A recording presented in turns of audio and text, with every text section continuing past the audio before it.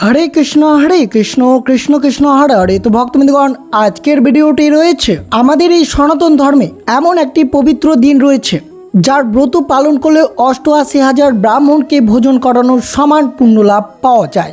আজ আমরা সেই কথা বলছি পরম কল্যাণময় যোগিনী একাদশী সম্পর্কে। এই একাদশী কিভাবে একজন অভিশপ্ত ব্যক্তিকে নিদারুণ কুষ্ঠরোগ থেকে মুক্ত দিয়ে তার সুন্দর রূপ ফিরিয়ে দিয়েছিলেন, সেই সাথে আপনারা অবশ্যই শ্রবণ করবেন এই যোগিনী একাদশী 2026 সালে কবে পালন করবেন। বিশেষ করে মনে রাখবেন, এই একাদশী পালন করলে আপনাদের শত শত পাপ নিমিষেই মোচন হয়ে যায়। যেমন এই ব্রত পালনে বিগত জন্মের ঘোরতর পাপ খণ্ডন হয় এবং জীবন শান্তিময় হয়ে ওঠে। বিশ্বাস করা হয় যে ভক্তি ভরে এই একাদশী পালন করলে শারীরিক সমস্ত ব্যাধি, বিশেষ করে চর্মরোগ দূর হয়ে যায়। পদ্মপুরাণ অনুসারে যোগিনী একাদশী ব্রত পালন করলে ৮৮,০০০ ব্রাহ্মণকে অন্নদান করার সমান পুণ্য লাভ পাওয়া যায়। কিন্তু কিভাবে এই একাদশী ব্রত পালন করবেন, যেই সমস্ত একাদশীর পুণ্যফল একসাথে আপনারা লাভ করতে পারবেন। কিন্তু অবশ্যই শ্রবণ করবেন, এই বিশেষ দিনটিতে এমন কিছু ঐশ্বরিক ও পবিত্র জিনিস রয়েছে যা বাড়িতে কিনে আনলে সেই পুণ্য লাভের পথ আরও সুগম হয়। শুধু তাই নয়, এই জিনিসগুলো আপনার গৃহের সমস্ত নেতিবাচক শক্তি দূর করে মা লক্ষ্মীকে চিরস্থায়ীভাবে আপনার গৃহে অবস্থান করতে বাধ্য হবে। তাই বিশেষ করে শ্রবণ করবেন এই যোগিনী একাদশী কিভাবে ব্রতটি পালন করলে ৮৮,০০০ ব্রাহ্মণকে অন্নদান করার সমান পুণ্য লাভ আপনারা পাবেন, এবং এই যোগিনী একাদশী কবে পালন করবেন এবং যোগিনী একাদশীর পরম পবিত্র লগ্নে কোন কোন জিনিস বাড়িতে কিনে আনা অত্যন্ত শুভ হতে পারে। তো অবশ্যই ভিডিওটি আপনাদের জন্য অত্যন্ত গুরুত্বপূর্ণ হতে চলেছে, তাই ভিডিওটি অবশ্যই না টেনে সম্পূর্ণ মনোযোগভাবে এবং ভক্তি সহকারে শ্রবণ করবেন। আর চ্যানেলে নতুন হয়ে থাকলে দয়া করে চ্যানেলটিকে সাবস্ক্রাইব করবেন, লাইক করবেন, কমেন্টে ভক্তি ভালোবাসা শ্রদ্ধা দিয়ে জয় শ্রীকৃষ্ণের জয় লিখে দিতে ভুলবেন না এই শুভ দিনটিতে। অবশ্যই ভিডিওটি আপনারা শুরু থেকে শেষ পর্যন্ত ভক্তি সহকারে শ্রবণ করবেন। আমাদের সনাতন ধর্মে যত ব্রত বা যত উপবাস রয়েছে, তার মধ্যে সর্বশ্রেষ্ঠ ব্রত এবং উপবাস হচ্ছে এই একাদশীর ব্রত। বছরে 24টি একাদশী রয়েছে, তার মধ্যে আমরা সকল ভক্তরা পাণ্ডবা নির্জলা একাদশী ব্রত পালন করেছিলাম, যে একাদশী ব্রত পালন করলে সমস্ত একাদশীর পুণ্য ফল আমরা লাভ করতে পারি। কিন্তু এই পাণ্ডবা নির্জলা একাদশীর পরবর্তী একাদশীর নাম হচ্ছে যোগিনী একাদশী। পবিত্র পুরাণ মতে ধর্মরাজ যুধিষ্ঠির প্রশ্নের উত্তরে স্বয়ং ভগবান শ্রীকৃষ্ণ এই যোগিনী একাদশীর অপার মহিমা বর্ণনা করেছিলেন। এই ৮৮,০০০ সংখ্যাটি আসলে কোনো সাধারণ সংখ্যা নয়, এটি হলো অনন্ত পুণ্য এবং আধ্যাত্মিক শক্তির একটি প্রতীক। আমাদের সনাতন ধর্মে অন্নদানকে সবচেয়ে শ্রেষ্ঠ দান হিসেবে বিবেচনা করা হয়েছে। আর সেই অন্ন যদি কোনো পবিত্র ব্রাহ্মণ ঈশ্বর ভক্তকে দান করা হয়, তবে তার পুণ্য বহুগুণ বেড়ে যায়। একজন সাধারণ মানুষের পক্ষে এক জীবনে ৮৮,০০০ ব্রাহ্মণকে ভোজন করানো প্রায় অসম্ভব একটি কাজ। ভগবান শ্রীহরি এই একাদশীর মধ্যে এমন এক ঐশ্বরিক শক্তি নিহিত করেছেন, যাতে তার সাধারণ ও দরিদ্র ভক্তরা শুধুমাত্র একটি দিন উপবাস থেকে এই অসম্ভব পুণ্য অর্জন করতে পারেন। এটি ভগবানের অসীম করুণায় এক রূপ। তাই এই যোগিনী একাদশী ব্রতটি আপনারা সঠিক দিনে এবং সঠিক নিয়মভাবে যদি আপনারা এই যোগিনী একাদশী ব্রতটি পালন করতে পারেন, তবে এই ৮৮,০০০ ব্রাহ্মণকে ভোজন করানোর পুণ্য ফল আপনারা লাভ করতে পারবেন। তা অবশ্যই শ্রবণ করবেন 2026 সালের যোগিনী একাদশী কবে পালন করবেন। 2026 সালের যোগিনী একাদশী ক্যালেন্ডারে 10ই জুলাই দেখাচ্ছে এবং অন্য জায়গায় 11ই জুলাই দেখাচ্ছে। এর মানে আমরা কবে এই যোগিনী একাদশী ব্রতটি পালন করব। এই ধোঁয়াশা দূর না করলে দর্শকরা সত্যি বিভ্রান্ত বা ভুলভাবে ব্রতটি পালন করতে পারে। মূলত স্বার্থ এবং বৈষ্ণব মতভেদের কারণে সূর্যোদয়ের সময় ওপর ভিত্তি করে ক্যালেন্ডারে দুটো আলাদা তারিখ দেখা যাচ্ছে। একাদশী তিথি শুরু হচ্ছে 10ই জুলাই সকাল 8:16 এবং একাদশী তিথি শেষ হচ্ছে 11 জুলাই ভোর 5:22। সনাতন ধর্মে বিশেষ করে উল্লেখ রয়েছে উদয় তিথি, অর্থাৎ সূর্যোদয়ের সময় যে তিথি থাকে তা ধরা হয়। অর্থাৎ 10ই জুলাই সকাল সূর্যোদয়ের সময় দশমী তিথি থাকছে। একাদশীর তিথি শুরু হচ্ছে তার কিছুক্ষণ পর, অর্থাৎ 8:16 শুরু হচ্ছে। তাই ইসকন এবং অন্যান্য বৈষ্ণব সম্প্রদায় 10 তারিখের পরিবর্তে 11 জুলাই সম্পূর্ণ শুদ্ধ একাদশী অর্থাৎ এই যোগিনী একাদশী ব্রতটি পালন করবেন। বাংলায় বেশিরভাগ এই জায়গায় বৈষ্ণব পঞ্জিকায় বেশি মান্যতা পায়। যদি আপনারা স্বার্থ মতে এই যোগিনী একাদশী ব্রত পালন করেন তাহলে 10 জুলাই শুক্রবার এই একাদশী ব্রতটি পালন করতে পারেন। এবং যদি বৈষ্ণব অনুযায়ী অর্থাৎ বৈষ্ণব পঞ্জিকায় বেশি যদি আপনারা মান্যতা অনুসারে যদি আপনারা ব্রতটি পালন করেন তাহলে 11 জুলাই শনিবার সম্পূর্ণ শুদ্ধ এই যোগিনী একাদশী ব্রতটি পালন করতে পারেন।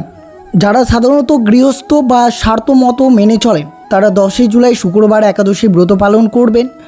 এবং যারা উদয়া তিথি এবং দশমী বিদ্ধ দোষমুক্ত শুদ্ধ একাদশী হিসেবে পরের দিন অর্থাৎ 11 জুলাই শনিবার এই ব্রতটি পালন করতে পারেন। পঞ্জিকার ভাষায় একে বলা হয় গৌণ যোগিনী একাদশী।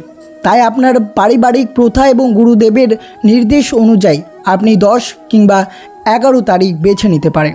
তবে আপনি যদি বৈষ্ণব নিয়ম মেনে একাদশী করতে চান তবে অবশ্যই 11 জুলাই শনিবার ব্রত রাখা সর্বশ্রেষ্ঠ হতে পারে আপনাদের জন্য। তাহলে অবশ্যই আপনারা 2026 সালের যোগিনী একাদশী 2 দিন ব্রতটি পালিত হচ্ছে, 10 জুলাই শুক্রবার এবং 11 জুলাই শনিবার। তবে আপনারা যে দিন করতে পারেন তা অত্যন্ত শুভ, কিন্তু সর্বশ্রেষ্ঠ এবং সর্বশুদ্ধি হচ্ছে 11 জুলাই শনিবার। এই যোগিনী একাদশী আমরা কিভাবে ব্রতটি পালন করব। প্রথমে অবশ্যই শ্রবণ করবেন যোগিনী একাদশী ব্রত পালন করলে আমাদের জীবনে কী কী পরিবর্তন আসতে চলেছে। ভগবান শ্রী বিষ্ণুর আশীর্বাদ ধন্য এই যোগিনী একাদশীর মহিমা এতটাই বিশাল যে ব্রাহ্মণ্ড পুরাণ ও পদ্মপুরাণে এর গুণাগুণ করতে গিয়ে স্বয়ং দেবতারাও নতজানু হয়েছেন। তা অবশ্যই এই পুণ্যতিথিতে ব্রত পালন করলে একজন ভক্তের জীবনে ঠিক কী কী অলৌকিক পরিবর্তন আসতে পারে। মহাপাপ এবং অভিশাপের সমূল বিনাশ। সনাতন ধর্মে মনে করা হয় আমরা জাগতিক মায়ায় আবদ্ধ হয়ে প্রতিনিয়ত জ্ঞাত এবং অজ্ঞাত সারে বহু পাপ কর্ম করে ফেলে, কিন্তু এই যোগিনী একাদশী হলো সেই সমস্ত পাপের প্রায়শ্চিত্ত করার এক অমোঘ তীর্থ। শাস্ত্র বলেছে এই ব্রতের প্রভাবে কেবল এই জন্মের নয়, পূর্ব জন্মের পঞ্জীভূত ঘোরতরের পাপ এমনকি কোনো সাধু সন্ন্যাসীর দেহ অভিশাপও খণ্ডন হয়ে যায়। হেমামালী যক্ষের কাহিনী আমাদের এই শিক্ষা দেয় যে যোগিনী একাদশী হলো শারীরিক কষ্ট নিবারণের এক ঐশ্বী মহা ঔষধ। যে ব্যক্তি ভক্তি ভরে নিষ্ঠার সাথে এই একাদশী পালন করে শ্রীহরির কৃপায় তার শরীর থেকে সমস্ত জটিল ব্যাধি, বিশেষ করে চর্মরোগ, কুষ্ঠ বা দীর্ঘস্থায়ী শারীরিক কষ্ট দূর হয়ে যায়। ভগবানের আশীর্বাদে ভক্ত এক নতুন ও রোগমুক্ত দিব্য স্থান লাভ করে। একটু ভেবে দেখুন দর্শক বন্ধুরা, আজকের দিনে 88,000 ব্রাহ্মণকে অন্নদান করা কত কঠিন, কিন্তু পদ্মপুরাণ অনুসারে অত্যন্ত স্পষ্টভাবেই ঘোষণা করা হয়েছে যে আষাঢ় মাসে এই একটি মাত্র দিন যদি কেউ নির্জলা বা ফল আহার করে নিষ্ঠা ভরে যোগিনী একাদশী ব্রত পালন করেন তবে তিনি 88,000 পবিত্র ব্রাহ্মণকে তৃপ্তি করে অন্নদান করার সমান বিশাল পুণ্য অর্জন করেন। এত সহজে এমন কল্পনাতীত পুণ্য লাভের সুযোগ আর কোনো ব্রত নেই। কিন্তু বিশেষ করে মনে রাখবেন এই ব্রত পালন করার আগে কয়েকটি নিয়ম পালন করতে হয়। তা অবশ্যই শ্রবণ করবেন, তার আগে অবশ্যই শ্রবণ করবেন এই যোগিনী একাদশীর দিন আপনারা কোন কোন জিনিস বাড়িতে ক্রয় করে আনবেন। বিশেষ করে যদি আপনারা শাস্ত্র বলেছে সঠিক নিয়ম মেনে এই ঐশ্বরিক জিনিসগুলো যদি শ্রীহরির চরণে নিবেদন না করা হয় তবে 88,000 ব্রাহ্মণ ভোজনের সেই পুণ্য ফল লাভ অসম্পূর্ণ থেকে যায়। তাই আজ আমরা অত্যন্ত ভক্তি ভরে জেনে নিই বাড়িতে আনা এই পবিত্র জিনিসগুলো আপনি কিভাবে ব্যবহার করবেন এবং কোন কোন জিনিস আপনারা এই যোগিনী একাদশী চলমান বাড়িতে ক্রয় করে নিয়ে আসবেন, যাতে স্বয়ং মা লক্ষ্মী এবং ভগবান নারায়ণ আপনার গৃহে চিরস্থায়ী আসন গ্রহণ করেন। প্রথমে যেটি রয়েছে তা হচ্ছে তুলসী গাছ এবং বৈজয়ন্তী মালা। আপনারা সকলেই জানেন ভগবান শ্রী বিষ্ণুর সবচেয়ে প্রিয় জিনিস হলো তুলসী গাছ। একাদশীর দিন তুলসী পাতা ছেঁড়া মহাপাপ, কিন্তু এই দিনটিতে যদি আপনি নতুন তুলসী গাছ কিনে এনে আপনার বাড়ির আঙিনায় বা ছাদে রোপণ করেন তবে শ্রীহরির অত্যন্ত প্রসন্ন হন। এর পাশাপাশি শ্রীকৃষ্ণের অত্যন্ত প্রিয় বৈজয়ন্তী মালা কিনে এনে ভগবানের মূর্তিতে পড়ালে জীবনের সমস্ত দুর্ভাগ্য দূর হয়ে যায়। তাই বিশেষ করে আপনারা যোগিনী একাদশীর শুভ লগ্নে অবশ্যই আপনারা এই দুটো জিনিস ক্রয় করে অবশ্যই নিয়ে আসবেন। দ্বিতীয়টি রয়েছে দক্ষিণাবর্ত শঙ্খ।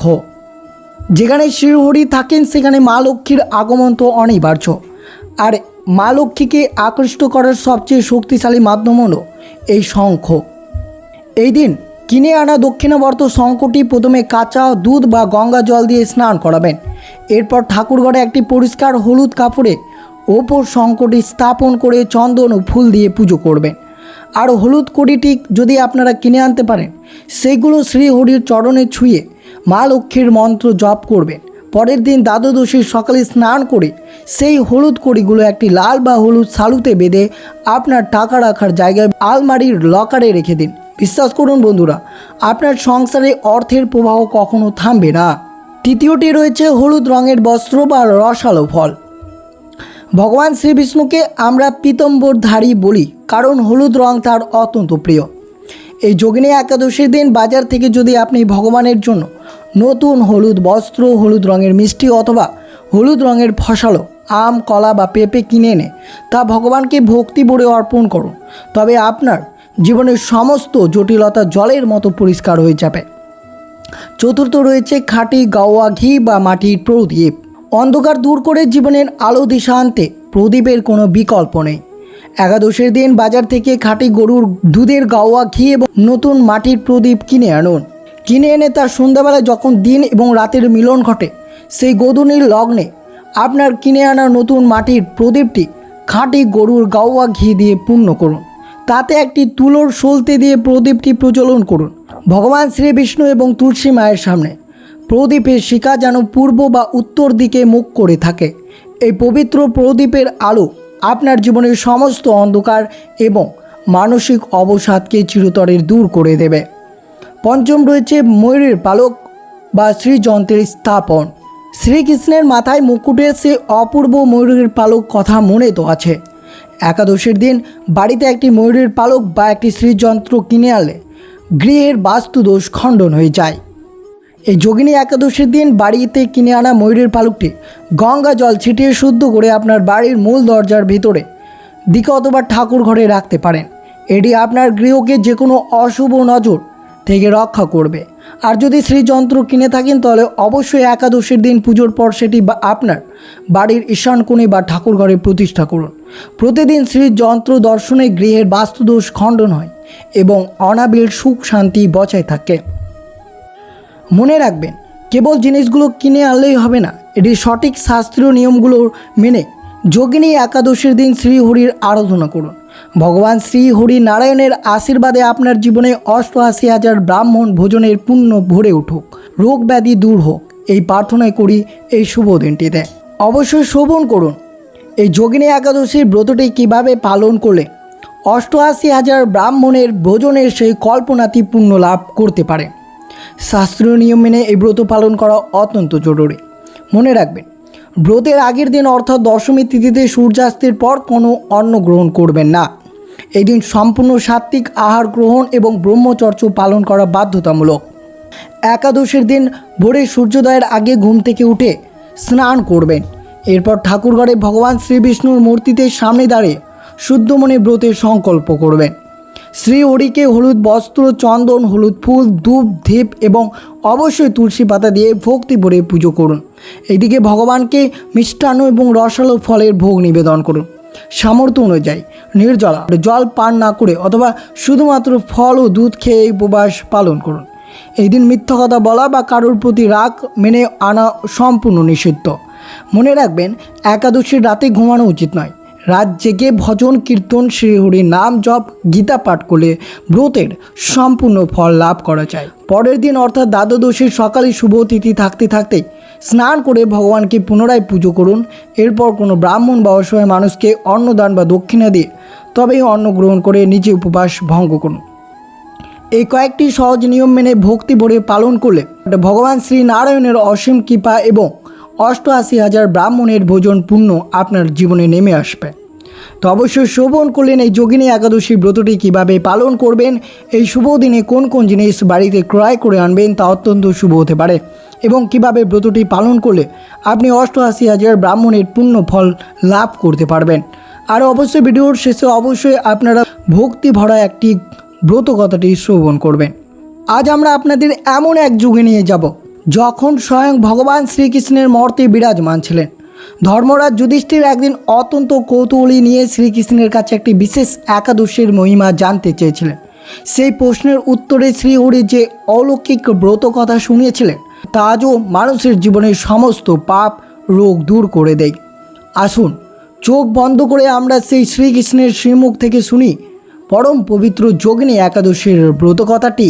ধর্মরাজ যুধিষ্ঠির বিনত ও কৌতূহল স্বরে বললেন, হে ত্রিভুবনের অধিপতি, হে বাসুদেব, জ্যৈষ্ঠ মাসের শুক্লপক্ষের নির্জলা একাদশীর অসীম মহিমা আপনি আমায় শুনিয়েছেন।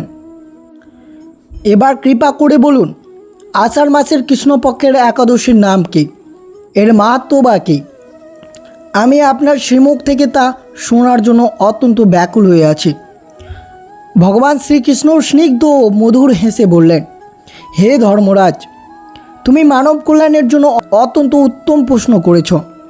আষাঢ় মাসের কৃষ্ণপক্ষের এই পবিত্র একাদশীর নাম হলো যোগিনী একাদশী। এই ব্রত পালন করলে মানুষের ইহ জন্ম পূর্ব জন্মের সমস্ত মহাপাপ সমূলে বিনষ্ট হয়ে যায়। এই একাদশী যেন ভব দরিয়া পার হওয়ার শ্রেষ্ঠ তরী। শোনো যুধিষ্ঠির, আমি তোমাকে এক প্রাচীন ও রোমাঞ্চকর কাহিনী শোনাচ্ছি, যা শ্রবণ করলে তোমার সমস্ত সংশয় দূর হবে। যুধিষ্ঠির আগ্রহের সাথে বললেন, প্রভু, কৃপা করে সেই কাহিনী সবিস্তারে বর্ণনা করুন।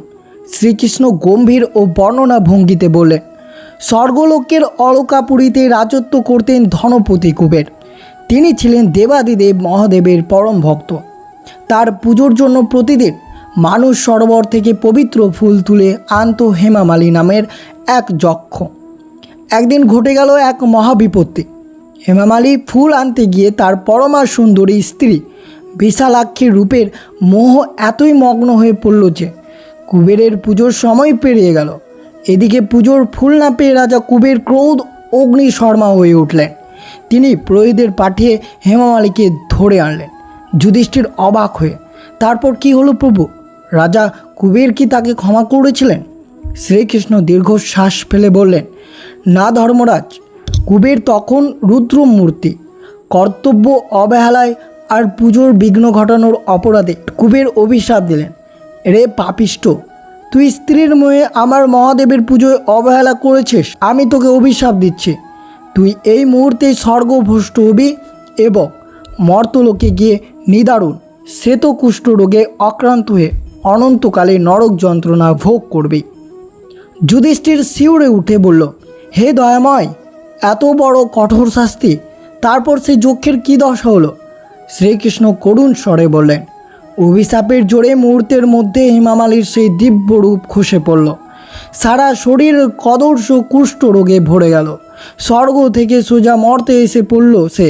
প্রচণ্ড যন্ত্রণা, ক্ষুধা আর তৃষার একাকী জঙ্গলে জঙ্গলে ঘুরতে লাগলো হেমামালী। কেউ তার দিকে ফিরেও তাকায় না। এইভাবে ঘুরতে ঘুরতে একদিন তার পূর্বজন্মের কোনো এক সামান্য পুণ্যের ফলে সে এসে পৌঁছালো মহিষী মার্কেন্ডীয় পবিত্র আশ্রমে। মহিষী দেখে হেমামালী কেঁদে তার চরণে নুটিয়ে পড়ল এবং নিজের কৃতকর্মের কথা স্বীকার করে মুক্তির উপায়ে ভিক্ষা চাইল। যুধিষ্ঠির উৎসুক হয়ে বলল, তখন মহিষী কী উপায় বলে দিলেন প্রভু? শ্রীকৃষ্ণ প্রসন্ন হেসে বললেন, হেমামালীর সত্য কথন এবং অনুশোচন দেখে মহিষী মার্কেন্ডেয় অত্যন্ত সন্তুষ্ট হলেন। তিনি বললেন, হে যক্ষ, তুমি যখন সত্য কথা বলছো, আমি তোমায় মুক্তির শ্রেষ্ঠ উপায় বলছি। তুমি আষাঢ় মাসের কৃষ্ণপক্ষের এই যোগিনী একাদশীর ব্রত অত্যন্ত নিষ্ঠা ভরে পালন করো। এই একাদশীর পুণ্য এতটাই বিশাল যে 88,000 ব্রাহ্মণকে অন্নদান করলে যে পুণ্য হয়, এই এক ব্রতের সেই পুণ্য লাভ হয়। এই পুণ্য বলে তোমার সমস্ত পাপ কুষ্ঠ রোগ চিরতরে দূর হয়ে যাবে। যুধিষ্ঠির ভক্তি ভরে বললেন, কি আশ্চর্য মহিমা! এরপরে হেমামালী কি সে ব্রত পালন করেছিল? শ্রীকৃষ্ণ আশীর্বাদ ভঙ্গিতে বললেন, হ্যাঁ ধর্মরাজ। মহিষীর উপদেশে হেমামালী অত্যন্ত ভক্তি ভরে নির্জল উপবাস থেকে যোগিনী একাদশী ব্রত পালন করল। আর এই ব্রতের প্রভাবে মুহূর্তের মধ্যে তার শরীর থেকে কুষ্ঠ রোগ দূর হয়ে গেল। সমস্ত পাপ থেকে মুক্ত হয়ে হেমামালী ফিরে পেল তার সেই অপরূপ দিব্য রূপ। এরপর সেই পুনরায় স্বর্গে ফিরে গিয়ে স্ত্রীর সাথে সুখ কাল যাপন করতে লাগলো। দর্শক বন্ধুরা, শুনলেন তো ধর্মরাজ যুধিষ্ঠির ও ভগবান শ্রীকৃষ্ণের সেই অপূর্ব কথোপকথন। যোগিনী একাদশীর মহিমা এমন অলৌকিক, মৃত্যুর মতো যন্ত্রণাকে জয় করতে পারে। এই পবিত্র ব্রতকথাটি আপনাদের কেমন লাগলো তা অবশ্যই কমেন্ট করে জানাবেন। আর অবশ্যই শ্রবণ করলেন এই একটি মাত্র যোগিনী একাদশীর ব্রত 88,000 ব্রাহ্মণের ভোজনের পূর্ণ হতে পারে।